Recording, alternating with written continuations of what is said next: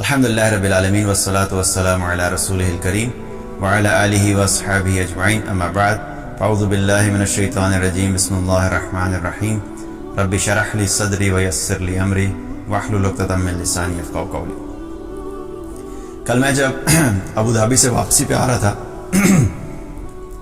تو میں ڈرائیو کر رہا تھا اور واپسی پہ مجھے کسی نے کہا کہ بھئی ایک صاحب کو لے کے جانا ہے تو دبئی ڈراپ کرنا تھا، تو میں نے ساتھ بٹھا لیا۔ اب واپسی جب ہم آ رہے تھے تو ان کے ساتھ ایک ڈسکشن شروع ہوئی اور اس ڈسکشن میں مستقل ایک ہی چیز تھی، وہ کیا تھی؟ تنقید۔ انہوں نے بولنا شروع کیا، انہوں نے کہا جی فلاں بھی غلط ہے، یہ بھی غلط ہے، ہر چیز غلط ہے، اور خاص طور پہ دین سے متعلق پہلے لوگوں نے یہ غلط کیا، اس نے یہ مسئلہ کر دیا، یہ بھی غلط۔ تو مقصد بتانے کا کیا ہے کہ مستقل ایک ڈسکشن تھی جو تنقید اور نیگیٹو ڈسکشن تھی۔ تو میں بہرحال اس میں جو ڈسکشن تھی اس پہ میں نہیں جاؤں گا ڈیٹیل میں کہ کیا ڈسکشن ہوئی، لیکن اس سے مجھے ایک چیز مجھے خیال آیا کہ ہم لوگ اپنی پرسنالٹیز کو کئی دفعہ جب ڈیولپ کرتے ہیں تو وہ مستقل بچپن سے جب ہم ایک منفی بات سنتے رہتے ہیں، نیگیٹو بات سنتے رہتے ہیں اور ہر وقت تنقید کے اوپر فوکس کرتے ہیں، تو پھر ایک سٹیج پہ آ کے آپ کی پرسنالٹی کا وہ اتنا پکا حصہ بن جاتی ہے کہ آپ کو ہر شخص میں صرف عیب نظر آتے ہیں، آپ کو ہر ملک میں صرف غلط چیزیں نظر آئیں گی، آپ کو ہر آرگنائزیشن میں صرف غلطیاں ہی نظر آئیں گی۔ تو وہ ہے کیا ہے کہ آپ کی اس پرسنالٹی اور مائنڈ سیٹ کی وجہ سے جو پازیٹیو چیزیں ہیں دوسروں میں، آپ کو وہ بھی نظر آنا بند ہو جاتی ہیں، کیونکہ آپ کا سوچنے کا انداز ہی وہی ہو جاتا ہے۔ تو یہ جو تنقید والا رویہ ہے، یہ یاد رکھیں کہ یہ کبھی بھی آپ کو ایک اچھا انسان نہیں بنائے گا، آپ کی پرسنالٹی کبھی بھی خوبصورت نہیں سمجھی جائے گی کہ یار یہ بڑے اچھے اخلاق کا بندہ ہے، کیونکہ تنقید کرنے والے انسان سے ہر انسان دور بھاگتا ہے کہ یار اس سے ملوں گا تو اس نے پہلے تو میرے اوپر تنقید کرنی ہے، پھر اس نے کمپنی پہ کرنی ہے، پھر اس کو کنٹری میں مسئلہ ہو جائے گا، پھر اس کو ہر وقت بس تنقید چلتی رہے گی۔ تو ایسے لوگوں سے بھی لوگ دور بھاگتے ہیں۔ تو یہ کوئی اچھی عادت نہیں ہے، اور یہ انسان کے تعلقات بنانے کے بجائے تعلقات توڑنے کا ذریعہ بنتے ہیں۔ تو اس سے میں نے سوچا کہ اس بارے میں بات کر لیتے تاکہ اللہ سبحانہ تعالیٰ ہمیں ان لوگوں میں شامل کرے کہ ہم لوگوں کے اندر جو اچھی باتیں ان کو اپریشیٹ کرنے والے ہوں، اور خود بھی اپنی پرسنالٹی اس طرح ڈیولپ کریں کہ ہمارے اندر پازیٹیو چیزیں ہوں اور پازیٹیو چیزوں پہ ایمفسائز کریں۔ اب آپ دیکھیں کہ اب جو تنقید والے لوگ ہوتے ہیں نا، ان کا آپ کو رویہ بڑا ٹپیکل ملے گا۔ آپ کسی کے پاس گئے ملنے کے لیے، 1 سال کے بعد ملاقات ہوئی، تو بجائے اس کے کہ آپ اس سے 1 سال کے بعد ملے تو آپ کو وہ ملے اور خوشی سے ملے اور آپ کو وہ ویلکم کرے، انٹر ہوتا ہی پہلا سوال کیا آتا ہے؟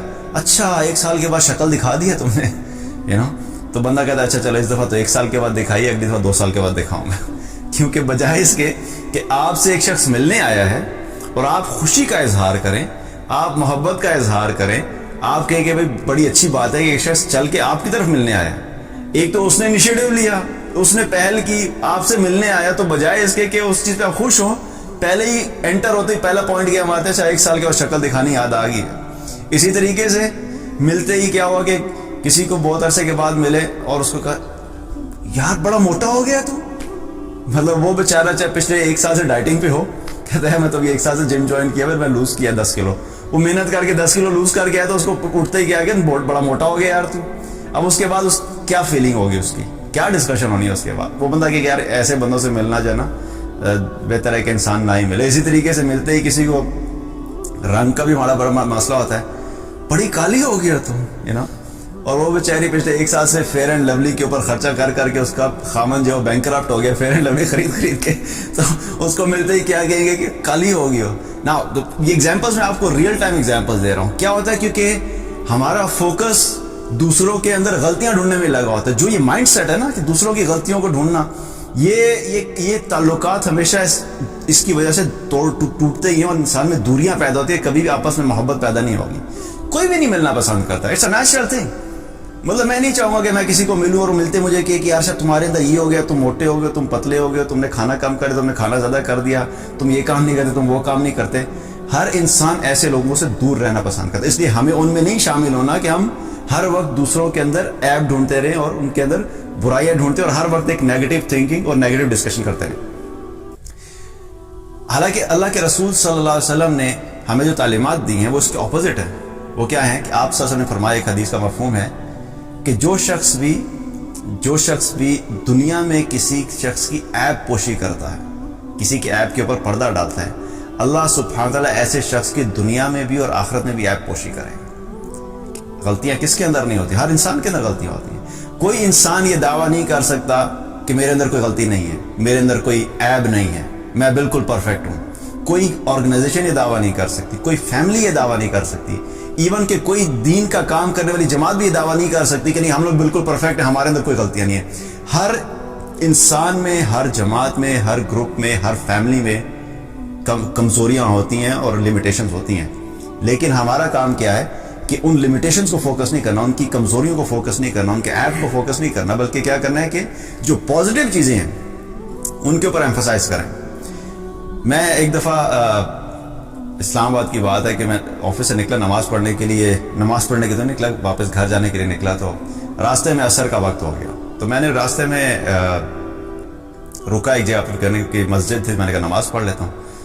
تو ایک جب میں نماز پڑھنے کے لیے رکا، اب نماز پڑھ کے جب میں فارغ ہوا تو باہر نکلا تو ایک بزرگ میرے پاس آ گئے، میرے ساتھ ہی شاید وہ نماز پڑھ رہے تھے، تو باہر نکلا تو مجھے آ کے کہتے ہیں کہ یہ آپ جو تشہد میں انگلی ہلا رہے تھے یہ کہاں سے آپ نے سیکھا؟ آپ کو کس نے کہہ دی؟ یہ کیا کر رہے تھے آپ؟ اچھا، میں خاموش ہو گیا۔ میں نے کہا پہلے میں نے سوچا کہ سمجھ نہیں کہ ہوا کہ ایک دم سے میں نے کہا جی اب یہ آپ کو پتا ہے کہ مختلف روایات ہیں، آپ ایک دفعہ تشہد اپنے آپ نے انگلی اٹھا لی، پھر آپ صلی اللہ علیہ وسلم سے یہ بھی ثابت ہے کہ آپ صلی اللہ علیہ وسلم تشہد میں جو انگلی ہلایا کرتے تھے مستقل، اور پھر ایک روایت میں یہ بھی ہے کہ آپ صلی اللہ علیہ وسلم نظر جو ہے وہ انگلی پہ رکھا کرتے تھے۔ اب یہ فقہی مسئلہ ہے، اس پہ میں ڈسکشن میں نہیں جا رہا کہ یہی ٹھیک ہے کیا ٹھیک ہے، لیکن بہرحال پوائنٹ کیا بتا رہا ہوں میں آپ کو کہ انہوں نے مجھے پکڑ لیا کہ یہ کہاں پہ لکھا ہے، میں نے تو آج تک نہیں سنا، میں نے تو آج تک کہیں نہیں پڑھا۔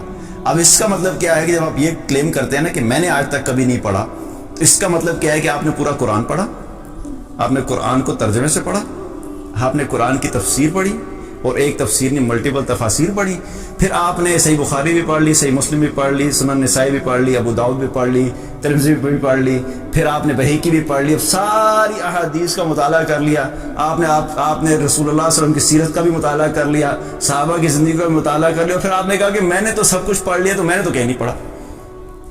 دس از ہاؤ وی کلیم۔ جب ہم کہتے ہیں کہ میں نے کہیں نہیں پڑھا، یہ بہت بڑا دعویٰ ہوتا ہے۔ اس کا مطلب کیا ہے کہ آپ نے پورے دین کی فقہ کو پڑھا ہے، پورا دین کو سمجھا ہے، آپ نے قرآن و حدیث کو پڑھ لیا ہے، اور اب آپ یہ دعویٰ کر رہے ہیں کہ میں نے تو کہیں نہیں پڑھا۔ تو اس طرح کی سٹیٹمنٹ دینے سے کے بجائے آپ پوچھ سکتے ہیں کہ بھئی آپ نے کہاں پڑھا ہے، کیا یہ واقعی ثابت ہے، اس کی کیا دلیل ہے۔ یہ ایک الگ طریقہ ہے پوچھنے کا، لیکن فوراً دوسرے پہ چڑھائی کر دینا کہ جو تم کر رہے ہو میں نے تو کہیں نہیں پڑھا۔ بہرحال مقصد کیا تھا کہ انہوں نے نماز میں بھی بجائے اس کے کہ اپنی نماز پہ فوکس ہوتا ان کا میری انگلی کے اوپر فوکس تھا۔ تو میرا دل تو چاہا ہے کہ میں نے یہ حکم یہ ہے کہ جب تشہد کی انگلی ہلاتے ہیں تو اپنی انگلی کی طرف دیکھنا ہوتا ہے، دوسرے کی انگلی کی طرف نہیں دیکھنا ہوتا۔ تو بیسیکلی بتانے کا مقصد کیا ہے کہ ہمیں شوق ہوتا ہے کہ ہم دوسروں کے اندر غلطیاں ڈھونڈیں اور فوراً جو ہے نا اس کو پکڑ کے اس کو ریئلائز کریں کہ بھائی تم غلط ہو، ہم ٹھیک ہیں اور تم غلط ہو۔ یہ رویہ، یہ ایٹیچیوڈ، اس کے بارے میں بات کر رہے ہیں کہ یہ ایٹیچیوڈ ہمیں اپنا درست کرنا ہے کہ دوسرے میں اگر کوئی عیب نظر بھی آ رہا ہے تو اس کا ایک طریقہ ہے، آپ اس کو اگر ٹھیک کرنا چاہتے تو اس کا ایک طریقہ ہے۔ اسی طریقے سے ایک اور واقعہ میرے سے کسی نے شیئر کیا، میرے جاننے والے نے، انہوں نے کہا بھی میرے گھر میں ایک دفعہ مجھے کچھ لوگ ملنے کے لیے، دیندار لوگ ملاقات کے لیے آئے، کہتے ملاقات ہوگی، ملنے کے بعد کہتے میں نے سوچا کہ ان کو میں نیچے چھوڑ آتا ہوں۔ اب وہ اپارٹمنٹس میں رہتے تھے، انہوں نے اپارٹمنٹس میں رہتے تھے، تو کہتے میں ان کو چھوڑنے کے لیے نیچے اترا، ہم لوگ لفٹ میں بیٹھے، تو لفٹ راستے میں رکی اور ایک شخص لفٹ میں داخل ہوا۔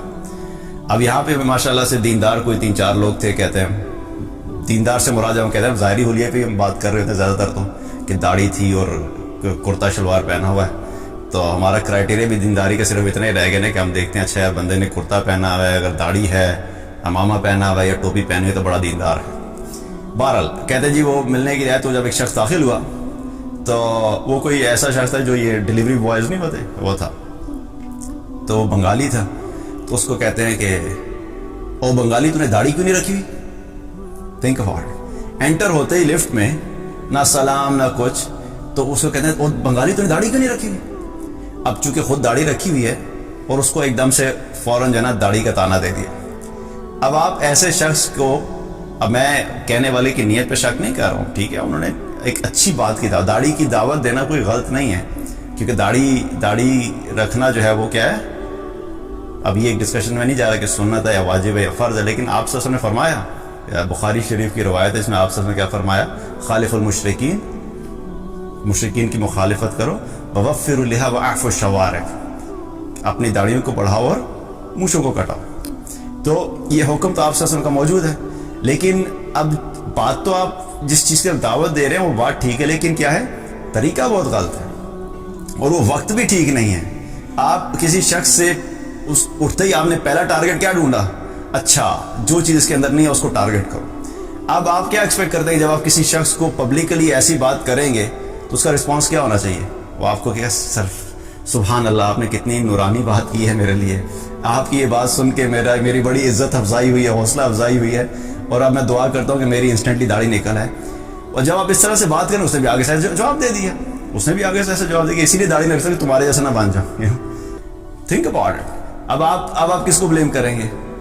کہ بات یہ ہے کہ ہمیں اس چیز کو سیکھنا ہے کہ اگر ہم نے کسی کی اصلاح کرنی ہے, اب اس کا مطلب یہ نہیں کہ ہم نے اصلاح کرنا چھوڑ دینی ہے, یا اس کا مطلب یہ بھی نہیں ہے کہ ہمیں صحیح بات بتانی نہیں ہے, اس کا مطلب یہ نہیں ہے کہ ہم نے دین کی دعوت نہیں دینی, لیکن اگر وہ کام کرنا ہے, لیکن اس کام کو کس طرح کرنا ہے, اس کی ریکوائرمنٹس کیا ہیں, کب کہنا ہے, کیا کہنا ہے, کتنا کہنا ہے, کون سی بات کہنی ہے, کون سی بات نہیں کہنی, یہ تو سیکھ لیں.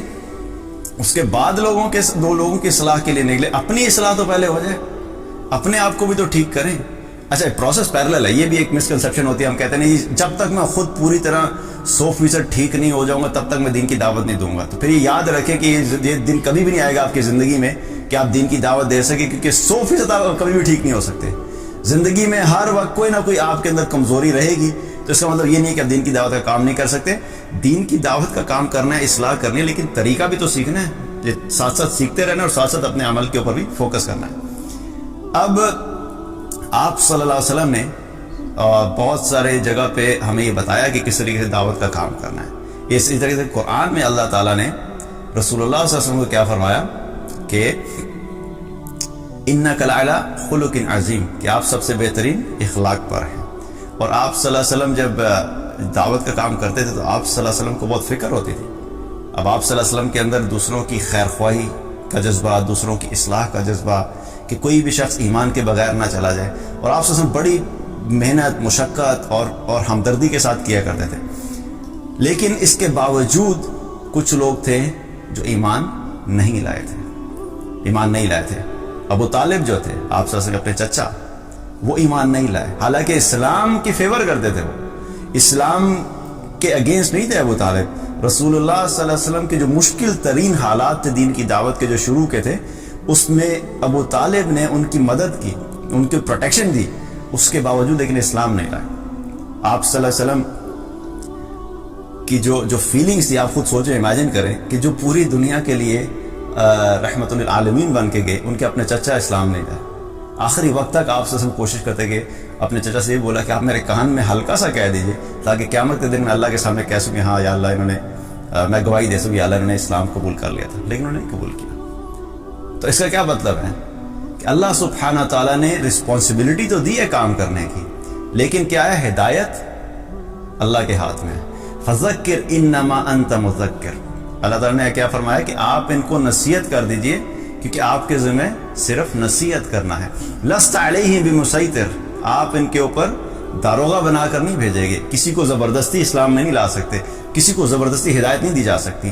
اب رسول اللہ صلی اللہ علیہ وسلم کا علم, آپ صلی اللہ علیہ وسلم کا اخلاق, آپ صلی اللہ علیہ وسلم کی کریڈیبلٹی جو تھی, صادق اور امین, آپ صلی اللہ علیہ وسلم کی ہمدردی, آپ صلی اللہ علیہ وسلم کی محبت, آپ صلی اللہ علیہ وسلم کی محنت, آپ صلی اللہ علیہ وسلم کی قربانیاں, سارے مل کے بھی ہم وہ سب اکٹھا کریں تو ہم آپ صلی اللہ علیہ وسلم کے اس تمام چیزوں کے ایک ذرے کے برابر بھی نہیں ہو سکتے.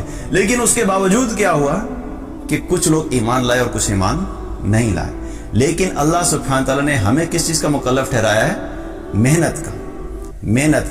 محنت ہم نے کرنی ہے, اور محنت کرنے کے بعد ہمارے ذمہ یہ نہیں ہے کہ کوئی ہماری محنت کی وجہ سے مسلمان ہوگا کہ نہیں ہوگا, کوئی ہماری محنت کی وجہ سے ایمان پہ آئے گا کہ نہیں آئے گا, ہدایت پہ آئے گا کہ نہیں آئے گا. لیکن ہم نے محنت کرنی ہے. اور محنت کیسے کرنی ہے اس کے بارے میں بھی اللہ سبحانہ تعالیٰ نے قرآن میں کیا فرمایا؟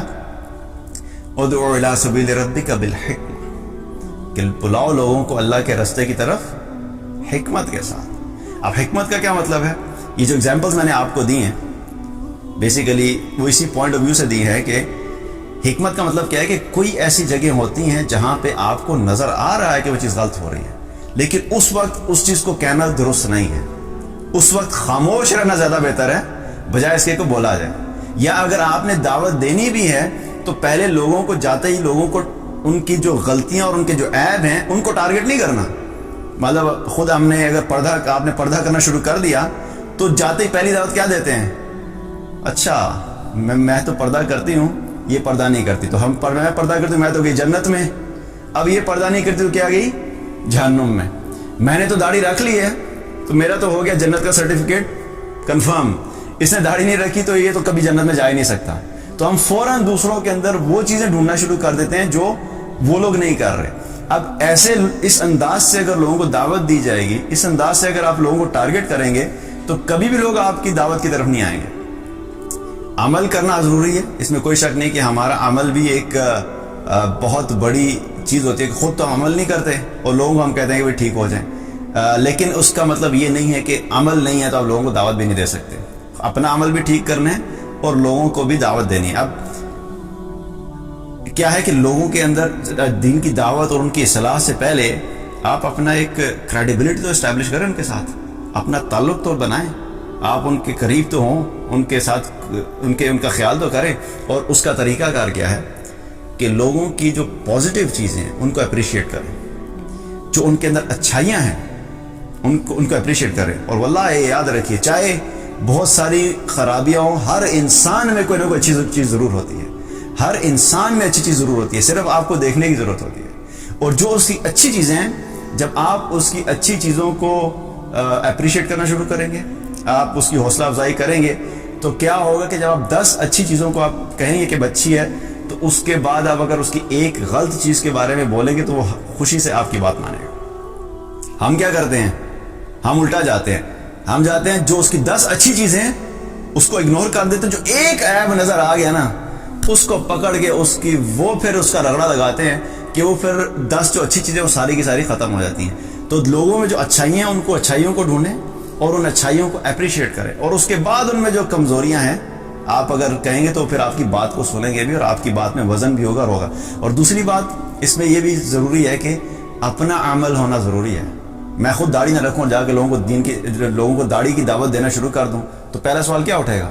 خود تو رکھ لو پہلے. میں خود پردہ نہ کر مطلب کچھ جو پردہ نہیں کرتا کوئی تو وہ خود پردہ نہیں کرے اور جا کے دوسروں کو دعوت دینا شروع کرے پردہ کرو، یہ بھی خود تو پردہ کر لے. تو اپنا عمل بھی ضروری ہے. اور کئی دفعہ ایسا ہوتا ہے کہ آپ کے عمل کی وجہ سے لوگ بہت ساری چیزیں سیکھ رہے ہوتے ہیں. اور اس چیز کا اندازہ مجھے اس وقت ہوا کہ جب ہم لوگ ادھر شفٹ ہوئے تھے تو میں نماز کے لیے اکثر جایا کرتا تھا اور واپس آتا تھا تو کچھ لوگوں کے ساتھ بات چیت شروع ہوگی، سلام ہوگی. کچھ عرصے کے بعد میں نے ایک شخص نے داڑھی رکھ لی. تو جب داڑھی رکھی تو مجھے آگے کہتے ہیں کہ آپ کو پتا میں نے داڑھی کیوں رکھی ہے؟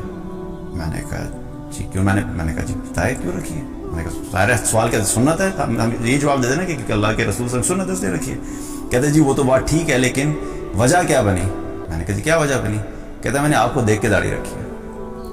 Now think about it. میں نے تو کسی کو نہیں کہا، میں نے تو نہیں کہا تو داڑھی رکھو، لیکن کیا ہے کہ کئی دفعہ لوگ آپ کے عمل کو دیکھ کے ہمت پکڑ رہے ہوتے ہیں. اسی طریقے سے مجھے لٹرلی ایک صاحب نے کہا کہ میری جو مسز ہیں، میری مسز نے پردہ کرنا شروع کر دیا. میں نے کہا ماشاءاللہ بہت اچھی بات ہے، اللہ تعالیٰ ان کو استقامت عطا فرمائے. اور کہتے ہیں پتہ کیوں پردہ کرنا شروع کیا؟ کیوں؟ انہیں آپ کے مسز کو پردے میں دیکھا تھا اس لیے پردہ کرنا شروع کر دیا. اب ملاقات بھی نہیں ہوئی، جانتے بھی نہیں اور ہمیں نہیں پتا کیا. تو بات بتانے کا مقصد کیا ہے کہ کئی دفعہ ہمارا عمل جو ہوتا ہے لوگ اس سے سیکھ رہے ہوتے ہیں. لیکن اس کا مطلب اب یہ نہیں کہ یہ بھی ایک مسکنسیپشن ہوتی ہے. ہم کیا کہتے ہیں؟ بس صرف اپنا عمل ٹھیک کر لو، باقی کچھ کرنے کی ضرورت نہیں. اور اکثر ایک وہ روایت کوٹ کی جاتی ہے نا کہ بھائی بس تم اپنے کوشش کرو کہ لوگوں کو جو دعوت ہو صرف تمہارے عمل سے ملے. اس کا مطلب یہ ہے کہ منہ کھولنے کی ضرورت نہیں ہے آپ کو، آپ صرف عمل بہتر کر لیں تو ٹھیک ہو جائے گا. حالانکہ یہ بات درست نہیں ہے کیونکہ اللہ کے رسول صلی اللہ علیہ وسلم کی سنت سے ثابت نہیں ہے. کیونکہ اگر صرف عمل کافی ہوتا ہمارا تو پھر آپ صلی اللہ علیہ وسلم کا عمل جو تھا وہ تو سب سے اعلیٰ تھا، لیکن اس کے باوجود آپ صلی اللہ علیہ وسلم نے ایک ایک شخص کے پاس جا کے کیا کہا؟ لوگوں ایمان لے آؤ، اللہ کی طرف بلایا، محنت کی، کوشش کی، اور آپ صلی اللہ علیہ وسلم نے قربانیاں دی، آپ صلی اللہ علیہ وسلم کے صحابہ نے قربانیاں دی، اور جا جا کے لوگوں کو زبان سے بھی کہا، لوگوں کو خط لکھ کے بھی بولا، لوگوں کو جا کے قرآن کے ذریعے سے دعوت دی۔ تو بتانا بھی ضروری ہے، عمل بھی ضروری ہے۔ جب یہ پورا کمبینیشن ہوگا تو انشاءاللہ دین کی آپ کی اصلاح جب آپ کریں گے آپ لوگوں کی، یا لوگوں کو آپ اچھائی کی طرف بلائیں گے، تو آپ کی بات میں وزن ہوگا۔ اور سب سے بڑی بات یہ ہے کہ ہمیں لوگوں کے اوپر ججمنٹ پاس کرنے کی ضرورت نہیں۔ اللہ نے یہ ٹھیکیداری جو ہے یہ ہمیں نہیں دی کہ کس کو جنت میں جانا ہے اور کس کو جہنم میں جانا ہے۔ اللہ سبحانہ تعالیٰ نے ہمیں اس چیز کا مکلف نہیں ٹھہرایا کہ تم ذرا بنانا شروع کر دو لسٹیں کہ بھئی ہاں یہ والا کامیاب ہے اور یہ ناکام ہے، یہ جنت میں جا رہا ہے، یہ جہنم میں جا رہا ہے۔ تو ہمیں بڑا شوق ہوتا ہے۔ ابھی آج آپ دیکھیں کہ بہت سارے لوگ آپ کو یوٹیوب پہ ایسے کلپس مل جائیں گے کہ صرف اپنے آپ کو ٹھیک کہنا، باقی سارے ان کی نظر میں غلط۔ مطلب یہ رویہ جو ہے کہ صرف میں ٹھیک ہوں، باقی سب غلط۔ یہ رویہ کس کا تھا؟ شیطان کا تھا۔ شیطان نے کیا کہا تھا؟ میں ٹھیک ہوں، میں ٹھیک ہوں، میں بہتر ہوں۔ خلقتنی من نار وخلقتہ من طین، میں اس لیے بہتر ہوں کہ مجھے میں آگ سے بنا ہوں اور یہ تو مٹی سے بنا ہے۔ مٹی اور آگ کا کیا کمپیریزن ہے؟ اللہ جب کہہ رہے کہ سجدہ کرو تو اس وقت کیا ہے؟ اس وقت یہ نہیں دیکھنا کہ میں ٹھیک ہوں یا میں غلط۔ جب اللہ نے کہا کہ کرو تو کرو۔ لیکن ہم کیا کرتے ہیں کہ ہم اللہ کی بات کو بھی سائڈ پہ کیا، آپ صلی اللہ علیہ وسلم کی باتوں سے، لیکن اپنی ذات کی غلامی ایسی ہو جاتی ہے اور اپنے اوپر اپنا ایسی خود پسندی ہوتی ہے کہ لگتا ہے کہ ہم بالکل ٹھیک ہے اور باقی سارے غلط ہیں۔ اس رویے کو درست کرنا کہ ہمارے علاوہ بھی کوئی ٹھیک ہو سکتا ہے، ہمارے علاوہ بھی کوئی جنت میں جا سکتا ہے۔ مطلب اللہ نے خالی وہ سرٹیفکیٹ ہمیں ہی نہیں دیے، اور بھی لوگوں کو بھی دیے ہوں۔ اللہ تعالیٰ ہم سب کو جنت الفردوس میں جگہ عطا فرمائے۔ ہمیں اپنی گارنٹی نہیں ہے، لیکن ہمیں دوسروں کی فکر پڑی ہوتی ہے کہ ہاں اس کی گارنٹی ہے کہ یہ جنت میں نہیں جائے گا۔ اپنا پتہ نہیں ہے لیکن دوسرے کا پتہ کہ نہیں یہ جنت میں نہیں جائے گا۔ تو اس رویے کو درست کرنا، اور سبحان اللہ، اللہ کا بڑا کرم ہے۔ کبھی کبھی میں سوچتا ہوں کہ اللہ کا شکر ہے کہ اللہ تعالیٰ نے ہمیں نتائج کا مکلف نہیں بنایا۔ نتائج کا مکلف کیا ہے کہ ریزلٹس کی اکاؤنٹیبلٹی، کہ اللہ تعالیٰ نے یہ نہیں کہا کہ قیامت کے نہ آگے پوچھیں کہ ہاں بھائی ذرا ریزلٹس دکھاؤ، تمہاری محنت کے ریزلٹس کیا ہیں۔ اس کا کیا مطلب ہے؟ آپ سوچئے کہ اگر اللہ تعالیٰ ہمیں یہ رسپانسبلٹی دے دیتا کہ ہر انسان جب قیامت کے دن آئے، ہر مسلمان کم سے کم 1000 نان مسلمس کو مسلمان کر کے آئے۔ ابھی ہماری رسپانسبلٹی کیا ہے؟ فذکر انما انت مذکر، لوگوں کو نصیحت کریں۔ ہمارے ذمہ صرف نصیحت ہے، ہمارے ذمہ ریزلٹس نہیں ہیں۔ کوئی ایمان لاتا ہے ٹھیک ہے، نہیں لاتا تب بھی ٹھیک ہے، ہمارے سے اللہ تعالیٰ یہ نہیں پوچھے گا کہ کوئی ہدایت پہ آیا یا نہیں آیا، ہم سے یہ نہیں پوچھے گا، لیکن ہم سے ہماری محنت کا سوال ہوگا۔ لیکن سوچئے کہ اگر اللہ تعالیٰ یہ ریزلٹس کہہ دیتا کہ نہیں 1000 نان مسلمس کو مسلمان کر کے آئیں گے، تو کیسے پورا کرتے ہم؟ بھاگتے نا سارے۔ پھر دنیا کے اندر یہی بیسیکلی کانسیپٹ ہوتا ہے کہ آپ کو ریزلٹس کی بیس کے اوپر پے کیا جاتا ہے، آپ کی پرفارمنس ایویلیوٹ کی جاتی ہے ریزلٹس کی بنیاد کے اوپر۔ آپ نے کتنی محنت کی کوئی بھی نہیں دیکھتا۔ اللہ سبحانہ تعالیٰ کی اتنی بڑی رحمت ہے کہ اللہ ریزلٹس نہیں دیکھ رہا، اللہ کہتا ہے محنت دیکھوں گا تمہارے میں، تم نے کتنی محنت کی، کتنی کوشش کی، کتنی سنسیئرٹی سے کیا، کتنے اخلاص سے کیا، اس کے نمبر ملیں گے، ریزلٹس کے نمبر نہیں ہیں۔ تو یہ اللہ کی بڑی رحمت ہے۔ اور یہ بھی اللہ کی بہت بڑی رحمت ہے کہ قیامت والے دن اللہ تعالیٰ نے ججمنٹ اپنے ہاتھ میں رکھی ہوئی ہے، اپنے ہاتھ میں رکھی ہوئی ہے۔ یہ واللہ اللہ کی بہت بڑی رحمت ہے کہ ہمارا حساب اللہ لے گا، کوئی بندہ نہیں لے گا، کوئی مخلوق میں سے کوئی نہیں ہوگا۔ سفیان ثوری رحمۃ اللہ علیہ فرمایا کرتے تھے کہ میں اس چیز کو پسند کرتا ہوں کہ میرا حساب قیامت کے دن اللہ لے، بجائے اس کے کہ میری اپنی والدہ میرا حساب لے۔ حالانکہ ماں کی محبت، ماں کبھی بھی نہیں چاہیے کہ اس کی اولاد ناکام ہو، لیکن اس کے باوجود وہ کہتے ہیں میں پسند کرتا ہوں کہ اللہ میرا حساب لے، کیونکہ ہے تو مخلوق۔ عین ممکن ہے کہ کسی بات پہ ماں کو کوئی بات بری لگ جائے، ماں اس بات پہ اڑ جائے کہ نہیں تم نے فلاں وقت میں تم نے مجھ سے یہ بات کہی تھی تو آج تو میں نہیں چھوڑنے والی، ساری معاف کر دوں گی لیکن یہ والی بات نہیں چھوڑوں گی، کیونکہ ہے تو ماں، ہے انسان، رشتہ ہے۔ لیکن اللہ سبحانہ تعالیٰ کی رحمت اور محبت کیا ہے؟ ماں سے کہیں زیادہ ہے، ماں سے کہیں زیادہ ہے۔ تو اللہ سبحانہ تعالیٰ قیامت کے دن جب ہمارا حساب کتاب کریں گے، اللہ کا بڑا کرم ہے کہ اللہ نے خود ہمارے فیصلے کرنے ہیں جنت اور جہنم میں جانے کے، کسی اور کے ذمہ نہیں ہے۔ اور اللہ کی جو رحمت ہے الحمدللہ، اللہ تعالیٰ نے قیامت کے دن تو اس طرح لگتا ہے، کبھی کبھی آپ جب پڑھنا شروع کریں اور قرآن اور احادیث کو مطالعہ کریں تو یوں لگتا ہے کہ اللہ سبحانہ تعالیٰ بہانے ڈھونڈ رہا ہوگا کہ بس کسی طریقے سے سارے جنت میں چلے جائیں، کس کس چیز پہ اللہ معاف نہیں کر رہا. ایک روایت میں آتا ہے 70,000 اللہ سبحانہ تعالیٰ بغیر حساب کتاب کے جنت میں داخل کر دے گا. 70,000 گئے, حساب کتاب کوئی نہیں. اب وہ 70,000 کا فگر لٹرلی 70,000 بھی ہو سکتا ہے, یا اس سے مراد ہے کہ کئی ہزار ہوں گے, واللہ اعلم. پھر اللہ میں ایک روایت میں کیا آتا ہے کہ اللہ تعالیٰ کی کیا 100 رحمتیں ہیں, اور ایک رحمت کو اللہ نے دنیا میں اتارا ہے. قیامت کے دن اللہ تعالیٰ اپنی بقایا 99 رحمتوں کو قیامت کے دن استعمال کرے گا, اور پھر اس ایک رحمت کو بھی اللہ قیامت کے دن ملا کے 100 رحمتیں پوری کر لے گا. ان 100 رحمتوں کو سامنے رکھ کے اللہ ہمارا حساب کتاب لے گا. تو جب ایک رحمت کے نتیجے میں اللہ ہمارے ساتھ اتنا یہ معاملہ چل رہا ہے کہ اللہ ہمیں رزق بھی دے رہا ہے, اللہ ہماری ضروریات کو پورا کر رہا ہے, تو جب قیامت کے دن 100 رحمتیں اللہ کی ہوں گی تو آپ سوچئے کہ انشاءاللہ اللہ کی ذات سے امید ہے کہ کامیابی کے چانسز کیا ہوں گے, بڑھ جائیں گے. اسی طریقے سے بہت ساری اور روایت ہیں. معاف کرنے کے اعتبار سے اللہ تعالیٰ ایک ایمان والے کو بلائے گا, پردے کے پیچھے حساب کتاب کرے گا, اور اس کو کیا کہے گا کہ میں نے دنیا میں تمہارے گناہوں پہ پردہ رکھا تو یہاں بھی تمہارے گناہوں پہ پردہ رکھوں. بہت ساری ایسی روایات ہیں جس میں اللہ کی رحمت سے اتنی امید پیدا ہوتی ہے کہ الحمدللہ قیامت کے دن اللہ ہمارا حساب کتاب لے گا, اور انشاءاللہ محنت بھی کرنی ہے ہم نے. اب اس کا مطلب یہ نہیں کہ اللہ کی رحمت سے امید تو رکھنی ہے, لیکن اس کا مطلب یہ نہیں کہ فرائض چھوڑ دینے. فرائض اپنی جگہ لازمی ہیں. جن چیزوں کے کرنے کا حکم دیا گیا ان کا سوال ہوگا, جن چیزوں سے منع کیا ہے, جو چیزیں حرام ہیں ان کا سوال ہوگا. وہ سوال اپنی ہم نے تیاری کرنی ہے, لیکن اس کے ساتھ ساتھ امید اللہ کی رحمت سے رکھنی ہے کہ اللہ تعالیٰ ہمیں اپنی رحمت کے ذریعے سے جنت میں جگہ عطا فرمائے اور جنت میں داخل کرے.